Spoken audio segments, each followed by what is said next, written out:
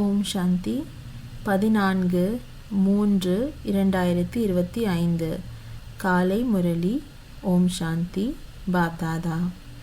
இனிமையான குழந்தைகளே, உங்களுடைய முகம் எப்போதும் மகிழ்ச்சியாக இருக்க வேண்டும். நம்மை பகவான் படிக்க வைக்கிறார் என்ற குஷி முகத்தில் பிரகாசிக்க வேண்டும். கேள்வி: இப்போது குழந்தைகளாகிய உங்களின் முக்கியமான முயற்சி என்ன? பதில்: நீங்கள் தண்டனையிலிருந்து தப்பிப்பதற்கான முயற்சி செய்து கொண்டிருக்கிறீர்கள். அதற்காக முக்கியமானது நினைவு யாத்திரை ஆகும். இதன் மூலமாக விகர்மம் விநாசமாகும். நீங்கள் அன்போடு நினைத்தால் நிறைய வருமானம் சேமிப்பாகும். அதிகாலை எழுந்து நினைவில் அமர்ந்தால் பழைய உலகம் மறந்து போகும். ஞானத்தின் விஷயங்கள் புத்தியில் வந்து கொண்டே இருக்கும். குழந்தைகளாகிய நீங்கள் உங்கள் வாய் மூலமாக எந்த குப்பை கூல விஷயங்களையும் பேசக்கூடாது. பாடல்: உன்னை அடைந்து நான். ஓம் சாந்தி. பாடல் கேட்கும்போது ஒரு சிலருக்கு அதன் பொருள் புரிகிறது, மேலும் அந்த குஷியும் அதிகரிக்கிறது. பகவான் நமக்கு கற்பிக்கின்றார். பகவான் நமக்கு உலகத்தின் ராஜ்ய பதவியை அளிக்கின்றார். ஆனால் அவ்வளவு மகிழ்ச்சி ஒரு சிலருக்கே இருக்கிறது. நிலையாக அந்த நினைவு இருப்பதில்லை. நாம் பாபாவினுடையவர்களாக இருக்கிறோம். பாபா நமக்கு கற்பிக்கின்றார். நிறைய பேர் இருக்கிறார்கள், அவர்களுக்கு இந்த போதை ஏற்படுவதில்லை. அந்த சத்சங்கங்களில் கதைகளை கேட்கிறார்கள், அவர்களுக்கு கூட மகிழ்ச்சி ஏற்படுகிறது. இங்கேயோ பாபா எவ்வளவு நல்ல விஷயங்களை கூறுகின்றார். பாபா கற்பிக்கின்றார், மேலும் உலகத்திற்கு அதிபதி ஆக்குகின்றார் என்றால் மாணவர்களுக்கு எவ்வளவு மகிழ்ச்சி இருக்க வேண்டும். அந்த உலகியல் கல்வியை கற்கக்கூடியவர்களுக்கு கூட எவ்வளவு குஷி இருக்கிறது. இங்கே இருப்பவர்களுக்கு அவ்வளவு குஷி இல்லை, புத்தியில் பதிவதும் இல்லை. இப்படிப்பட்ட பாடல்களை 4-5 முறைகள் கேளுங்கள் என பாபா புரிய வைத்திருக்கிறார். பாபாவை மறப்பதால் இந்த பழைய உலகம் மற்றும் பழைய உறவுகள் கூட நினைவிற்கு வருகின்றது. இப்படிப்பட்ட நேரத்தில் பாடலை கேட்கும்போது தந்தையின் நினைவு ஏற்படும். அப்பா என்று கூறுவதால் சொத்து நினைவிற்கு வரும். படிப்பினால் சொத்து கிடைக்கிறது. நீங்கள் சிவபாபாவிடமிருந்து முழு உலகத்திற்கும் அதிபதியாவதற்காக கற்கிறீர்கள். வேறு என்ன வேண்டும்? இப்படிப்பட்ட மாணவர்களுக்கு உள்ளுக்குள் எவ்வளவு குஷி இருக்க வேண்டும். இரவும் பகலும் தூக்கம் விலகி போக வேண்டும். முக்கியமாக தூக்கத்தை நீக்கி இப்படிப்பட்ட தந்தை மற்றும் ஆசிரியரை போதையில் இருப்பது போன்று நினைக்க வேண்டும். ஆஹா, நமக்கு பாபாவிடமிருந்து உலகத்தின் ராஜ்ய பதவி கிடைக்கின்றது. ஆனால் மாயை நினைக்க விடுவதில்லை. உற்றார் உறவினர்களின் நினைவு வந்து கொண்டே இருக்கிறது. அவர்களின் கவலை வந்து கொண்டே இருக்கிறது. பழைய அழுகிய குப்பை நிறைய பேருக்கு நினைவிற்கு வருகிறது. நீங்கள் உலகத்திற்கே அதிபதியாகிறீர்கள் என பாபா தெரிவிக்கிறார். அந்த போதை நிறைய பேருக்கு ஏறுவதில்லை. பள்ளிக்கூடத்தில் படிப்பவர்களின் முகம் மகிழ்ச்சியாக இருக்கிறது. இங்கே பகவான் கற்பிக்கின்றார். அந்த மகிழ்ச்சி ஒரு சிலருக்கு தான் இருக்கிறது. இல்லையென்றால் மகிழ்ச்சியின் அளவு அளவற்றதாக ஏறிக்கொண்டே இருக்க வேண்டும். எல்லையற்ற தந்தை நம்மை படிக்க வைக்கின்றார். இதை மறந்து போகிறார்கள். எந்த நினைவில் இருந்தால் குஷி இருக்கும். ஆனால் கடந்த காலத்தின் கர்ம போகம் கூட தந்தையை நினைவிக்க விடுவதில்லை. முகம் குப்பையின் பக்கம் செல்கிறது. பாபா அனைவருக்காகவும் கூறவில்லை. வரிசை கிரமத்தில் இருக்கிறார்கள். மகான் சௌபாகியசாலி தந்தையின் நினைவில் இருப்பார்கள். பகவான் பாபா நம்மை கற்க வைக்கின்றார். இந்த படிப்பில் இந்த ஆசிரியர் நம்மை வக்கீலாக்குகிறார் என இருப்பது போல இங்கே நம்மை பகவான் பகவதி ஆக்குவதற்காக நம்மை கற்க வைக்கின்றார் என்றால் எவ்வளவு போதை இருக்க வேண்டும். கேட்கும்போது ஒரு சிலருக்கு போதை ஏறுகிறது. மற்றவர்கள் எதையும் புரிந்து கொள்வதில்லை. குருவை வைத்துக் கொள்கின்றனர். பிறகு இவர்கள் நம்மை உடன் அழைத்துச் செல்வார்கள், பகவானை சந்திக்க வைப்பார்கள் என நினைக்கிறார்கள். அவர்களோ தானே பகவான் என்கிறார்கள். தங்களை மட்டும் சந்திக்க வைக்கிறார்கள். உடன் அழைத்து போவார்களா? மனிதர்கள் பகவானிடம் செல்ல வேண்டும் அல்லது சாந்திதாமம் அழைத்து செல்வார்கள் என்பதற்காகவே குருவை அடைகிறார்கள். இந்த தந்தை எதிரில் எவ்வளவு புரிய வைக்கிறார்.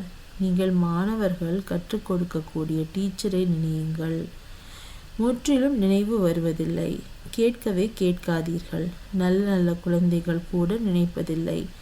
சிவபாபா நம்மை படிக்க வைக்கிறார். அவர் ஞானக்கடல் நமக்கு சொத்து அளிக்கிறார். இந்த நினைவில் இருந்தால் மகிழ்ச்சியின் அளவு அதிகரித்து கொண்டே இருக்கும். பாபா எதிரில் புரிய வைத்தாலும் அந்த போதை ஏறுவதில்லை. புத்தி வேறு எங்காவது போய்கொண்டிருக்கிறது. என்னை நினைத்தால் உங்களுடைய விக்கர்மங்கள் அழியும் என பாபா கூறுகிறார். ஒரு பாபாவை தவிர வேறு யாரையும் நினைக்காதீர்கள். நான் உத்தரவாதம் அளிக்கிறேன். அழியக்கூடிய பொருள்களை ஏன் நினைக்க வேண்டும்? இங்கே யாராவது இறந்தால் 2-4 வருடம் வரை கூட அவர்களை நினைத்து கொண்டே இருக்கிறார்கள். அவர்களின் புகழ் பாடிக்கொண்டே இருக்கிறார்கள். இப்போது என்னை நினையுங்கள் என நேரடியாக குழந்தைகளுக்கு பாபா கூறுகிறார். யார் எவ்வளவு அன்போடு நினைக்கிறார்களோ அவ்வளவு பாவங்கள் விலகி போகும். நிறைய வருமானம் கிடைக்கும். அதிகாலையில் எழுந்து தந்தையை நினையுங்கள். பக்தி கூட அதிகாலையில் எழுந்து செய்கிறார்கள். நீங்கள் ஞானம் நிறைந்தவர்கள். நீங்கள் பழைய உலகத்தின் குப்பைகளில் மாட்டிக்கொள்ளாதீர்கள். ஆனால் பல குழந்தைகள் மாட்டிக்கொள்கிறார்கள்.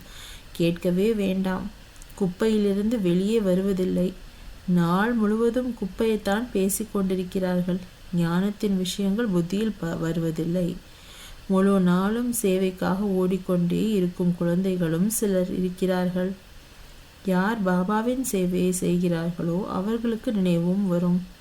இச்சமயம் எல்லோரையும் விட அதிகமாக சேவையில் மனோகர் தாதிஜி இருக்கிறார். இன்று கர்னால் என்ற ஊருக்கு சென்றார். இன்று வேறு எங்கோ சென்றார். சேவைக்காக ஓடிக்கொண்டே இருக்கிறார். யார் தங்களுக்குள் சண்டையிட்டு கொண்டிருக்கிறார்களோ அவர்கள் என்ன சேவை செய்வார்கள்? பாபாவிற்கு யார் மிகவும் பிடிக்கும்? நன்கு சேவை செய்யக்கூடியவர்கள். இரவும் பகலும் சேவை பற்றிய சிந்தனையில் இருப்பவர்கள் தான் பாபாவின் இதயத்தில் இடம் பிடிப்பார்கள். அடிக்கடி இது போன்ற பாடல்களை நீங்கள் கேட்டுக்கொண்டிருந்தால் நினைவிருக்கும். சிறிது போதையும் இருக்கும். சில நேரம் யாருக்காவது சோர்வு ஏற்பட்டால் பாடல்களை கேட்கும்போது மகிழ்ச்சி வரும் என பாபா கூறுகின்றார். ஆஹா, நாம் உலகத்திற்கே அதிபதியாகின்றோம். பாபா என்னை மட்டும் நினையுங்கள் என கூறுகிறார். இது எவ்வளவு எளிதான படிப்பு. பாபா நல்ல 10-12 ரெக்கார்டை தேர்ந்தெடுத்து வைத்திருக்கிறார். இவ்வாறு ஒவ்வொருவரிடமும் இருக்க வேண்டும். இருப்பினும் மறந்து போகிறார்கள். சிலரோ போக போக படிப்பையே விட்டுவிடுகிறார்கள். மாயை சண்டையிடுகிறது. பாபா தமோ பிரதான புத்தியை சுத்தமாக்குவதற்காக எவ்வளவு எளிய வழிமுறைகளை தெரிவிக்கின்றார். இப்போது உங்களுக்கு சரி தவறு சிந்திக்கக்கூடிய புத்தி கிடைத்திருக்கிறது. ஓ பதித பாவனா வாருங்கள் என தந்தையை தான் அழைக்கிறார்கள். இப்போது தந்தை வந்திருக்கிறார் என்றால் தூய்மையாக வேண்டும் அல்லவா? உங்கள் தலையில் பல பிறவிகளின் சுமை இருக்கிறது. அதற்காக எவ்வளவு நினைக்கிறீர்களோ தூய்மையாகிறீர்களோ மகிழ்ச்சியும் அதிகரிக்கும். சேவை செய்து கொண்டே இருக்கிறார்கள். ஆனால் தன்னுடைய கணக்கையும் வைக்க வேண்டும். நாம் தந்தையை எவ்வளவு நேரம் நினைக்கிறோம்? நினைவின் சாட் யாரும் வைக்க முடியாது. வாணி கருத்துக்களை எழுதுகிறார்கள். ஆனால் நினைவு மறந்து போகின்றது. நீங்கள் நினைவிலிருந்து சொற்பொழிவாற்றினால் நிறைய பலன் கிடைக்கும் என பாபா கூறுகிறார். இல்லை என்றால் நானே சென்று நிறைய பேருக்கு உதவி செய்கிறேன் என பாபா கூறுகிறார். சிலருக்குள் பிரவேசமாகி நானே சேவை செய்கிறேன். சேவை செய்ய வேண்டும் அல்லவா? யாருடைய பாக்கியத்தை ஏற்படுத்த வேண்டும் என பார்க்கிறேன். புரிய வைப்பவர்களுள் இவ்வளவு புத்தி இல்லை என்றால் நானே பிரவேசமாகி சேவை செய்து விடுகிறேன். பிறகு ஒரு சிலர் பாபா தான் இந்த சேவையை செய்தார் எனவும் எழுதுகிறார்கள். எங்களுக்குள் இவ்வளவு சக்தி இல்லை. பாபா தான் முரளியை நடத்தினார். நாங்கள் இவ்வளவு நன்றாக புரிய வைத்தோம். ஒரு சிலருக்கு அவர்களது அகங்காரம் வந்துவிடுகிறது. நான் நன்மை செய்வதற்காக பிரவேசமாகிறேன். பிறகு அவர்கள் பிராமணியை விட வேகமாக செல்கின்றனர். என பாபா கூறுகின்றார்.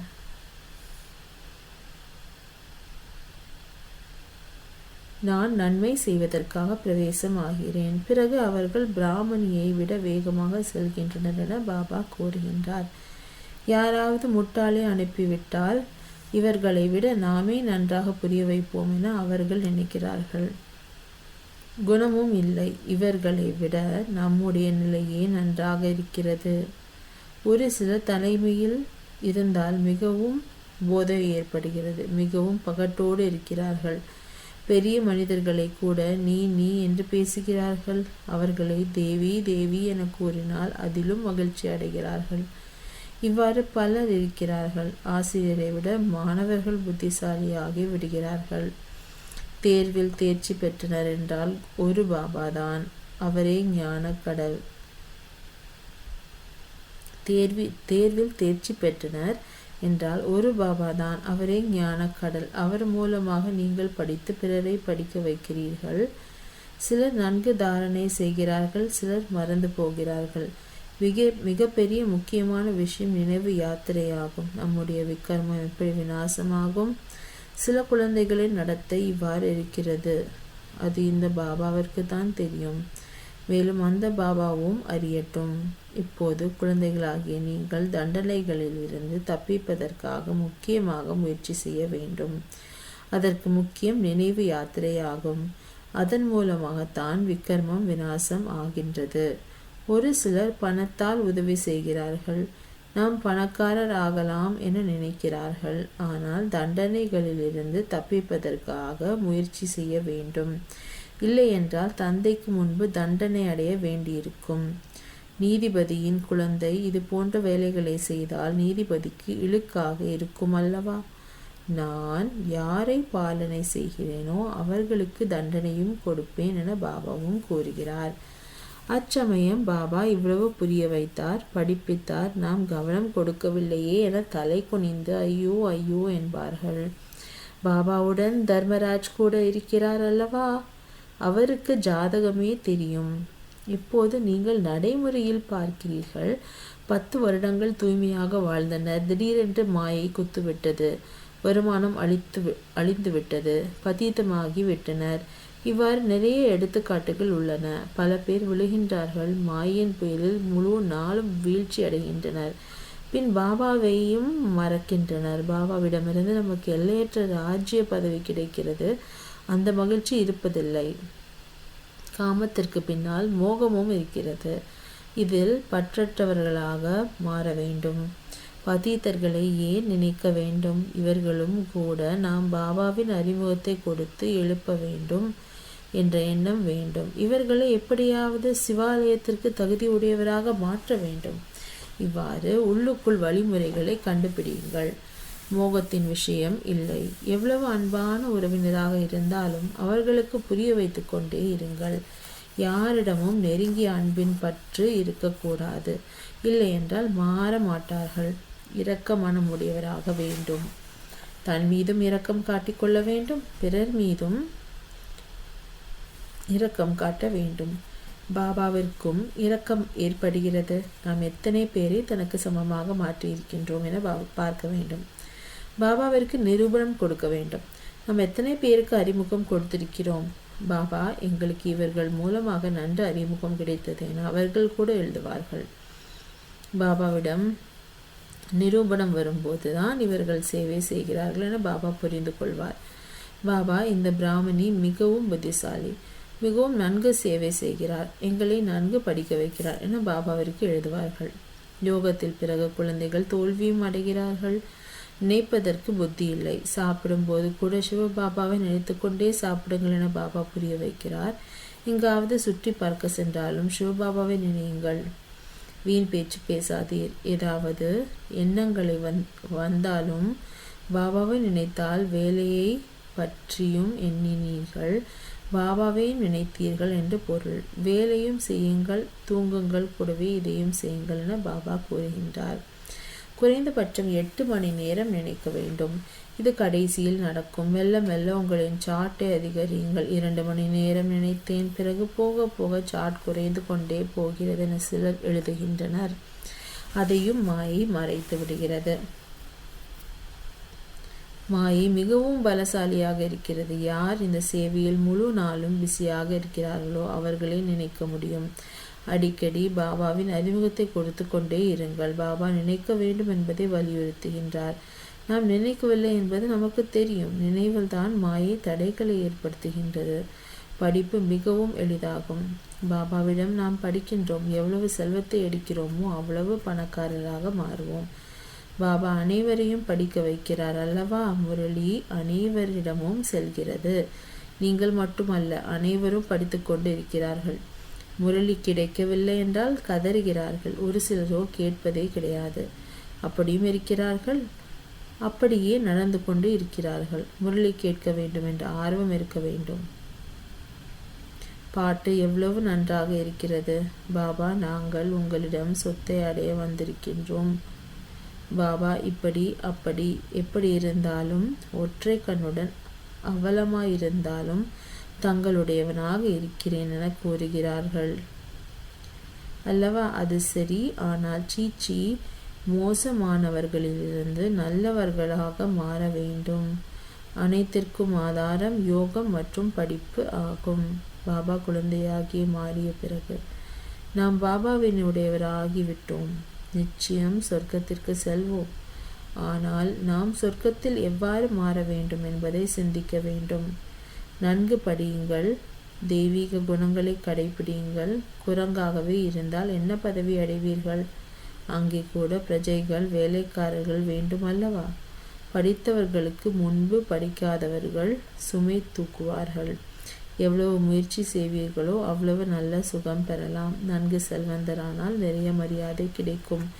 படிப்பவர்களுக்கு நன்கு மரியாதை கிடைக்கிறது. பாபா ஆலோசனை வழங்கி கொண்டே இருக்கிறார். பாபாவின் நினைவில் அமைதியில் இருங்கள். ஆனால் எதிரில் இருப்பவர்களை விட தொலைவில் இருப்பவர்கள் நிறைய நினைக்கிறார்கள் மற்றும் நல்ல பதவியும் பெறுகிறார்கள் என பாபாவிற்கு தெரியும்.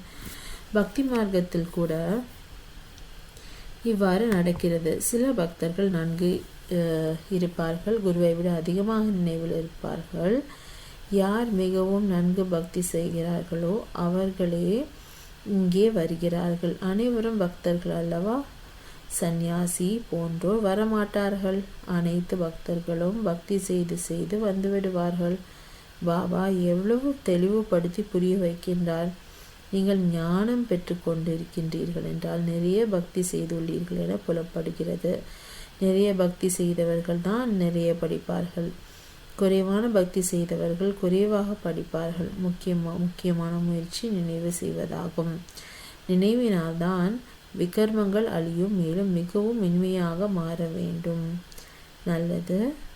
இனிமையிலும் இனிமையான, காணாமல் போய் கண்டெடுக்கப்பட்ட, சேவை செய்யக்கூடிய, உண்மையான கட்டளைக்கு கீழ்ப்படிந்த செல்லமான குழந்தைகளுக்கு தாயும் தந்தையுமாகிய பாப்தாதாவின் அன்பு நினைவுகள் மற்றும் காலை வணக்கம். ஆன்மீக குழந்தைகளுக்கு ஆன்மீக தந்தையின் நமஸ்தே. தாரணைக்கான முக்கிய சாரம்: எவ்வளவுதான் அன்பான உறவினராக இருந்தாலும் அவர்கள் மீது பற்று இருக்கக்கூடாது. பற்றற்றவராக வேண்டும். யுக்தியோடு புரிய வைக்க வேண்டும். தன் மீதும் பிறர் மீதும் இரக்கம் காண்பிக்க வேண்டும். 2. தந்தை மற்றும் ஆசிரியரை மிகவும் அன்போடு நினைக்க வேண்டும். பகவான் நம்மை படிக்க வைக்கின்றார். உலகத்தின் ராஜ்ய பதவியை கொடுக்கின்றார் என்ற போதை இருக்க வேண்டும். இங்கங்கு எங்கு போய் வந்தாலும் நினைவில் இருக்க வேண்டும். வீண் பேச்சு பேசக்கூடாது. வரதானம்: அழிவற்ற ஆன்மீக நிறத்தின் உண்மையான ஹோலி மூலம் வாப்சமான் ஸ்திதியின் அனுபவி ஆகுக. நீங்கள் பரமாத்மாவின் நிறத்தில் வந்து நிறமாக மாறிய ஹோலி ஆத்மாக்கள். சங்கமயுக ஹோலி வாழ்க்கையான யுகம். அழிவற்ற ஆன்மீக நிறம் ஏற்படும் போது சதா காலத்திற்கும் பாப்சமான் ஆகிவிடுகிறீர்கள்.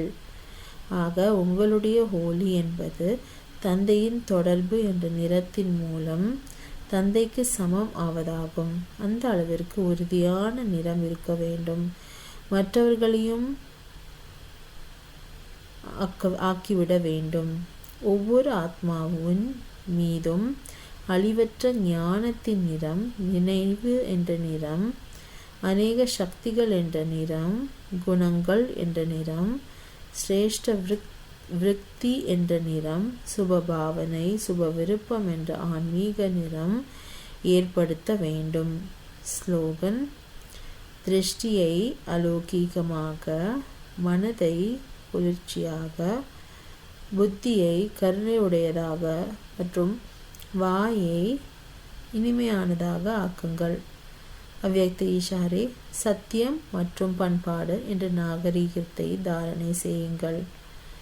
சத்தியத்தின் சக்தி சொரூபமாகி போதையுடன் பேசுங்கள்.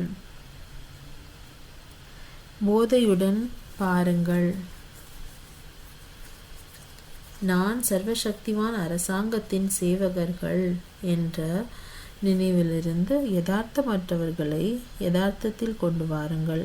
சத்தியத்தை வெளிப்படுத்த வேண்டுமே தவிர மறைக்கக்கூடாது. ஆனால் பண்பாட்டுடன் வெளிப்படுத்த வேண்டும். நான் சிவனின் சக்தி என்ற போதை இருக்க வேண்டும். தைரியமான சக்திகளுக்கு சர்வசக்திவானின் உதவி கிடைக்கும். ஓம் சாந்தி.